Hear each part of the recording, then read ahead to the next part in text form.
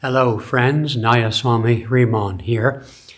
Somebody recently asked the question, what is attunement? Now that's not a normal word in the English language, and it's particular to the spiritual path of discipleship, although the word at large can mean I attune myself to all sorts of things in my career and skills, professions, or people. But it's not a word we normally use day to day. My use of the word for this purpose, then, is attunement to the disciple's relationship of the Guru. Let me put it this way, attunement to the Guru. It's a discipleship concept. How does one attune oneself to the Guru? Why attune oneself to the Guru? Paramhansa Yogananda, and I am a disciple of Paramhansa Yogananda and represent the worldwide work of Ananda founded in his name and with the inspiration of his teachings and living presence. And he often used that term, attunement, in speaking with his direct disciples, his close disciples, those who lived with him or in other respects were very close to him, receiving his guidance and open to his guidance. To the public, he gave the various teachings of meditation, yoga, and how to live precepts. But to individuals, he spoke of this concept of attunement. Attunement is gathered in two ways. One is through our effort, and not surprisingly, the other is through divine grace. Our effort is what we do to lead a spiritual life, and if we're a disciple of Paramhansa Yogananda, that means we do the various things that he's given us to do, meditation practice, including especially Kriya Yoga, techniques like energization, also seva, or service to the work of the Guru, and the attitude of nishkam karma, which is to say selfless service without a personal motive in all that we do, in serving our family, in our larger community, and in the work that we do, is to work and serve with an attitude of self-giving, an attitude of devotion, an attitude of being a channel for divine blessings to whatever we do and to whomever we serve. So those are the willpower, self-effort aspects of the spiritual life, along with, I didn't mention, of course, the do's and the don'ts, the yamas and the niyamas, the virtues and honesty and self-control and all the other kinds of things that are come part and parcel with spiritual living. And so that's not the part I necessarily want to point out today. The part I want to point out has to do with the subtler aspect of the magnetism of the Guru, the divine magnetism.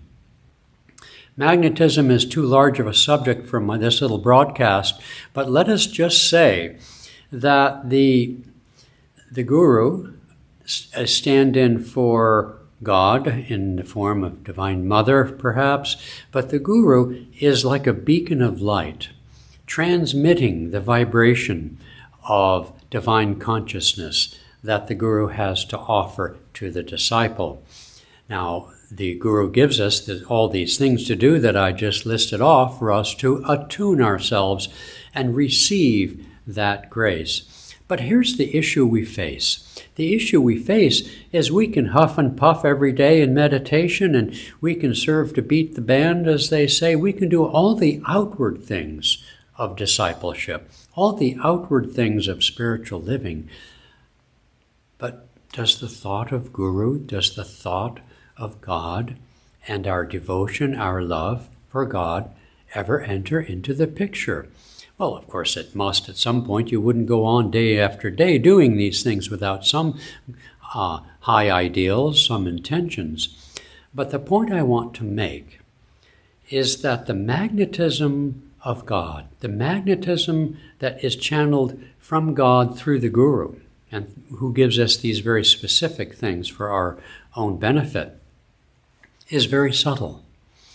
And we can reach for that magnetism by our self-effort, but we also have to receive that magnetism. Now, how do we do that? There's always an element of self-effort.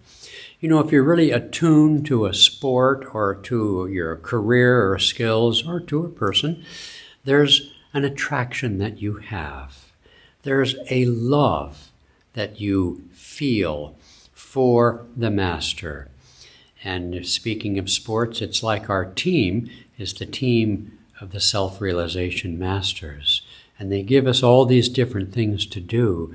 But the truth is, unless we attune our heart's magnetism, our heart's impulse, attraction, our thoughts, our feelings, towards that outflowing, that unending outflowing from the heart of infinity through the channel of the masters, then all the things we do in the name of service and sadhana are good, certainly. They purify us to some degree, yes.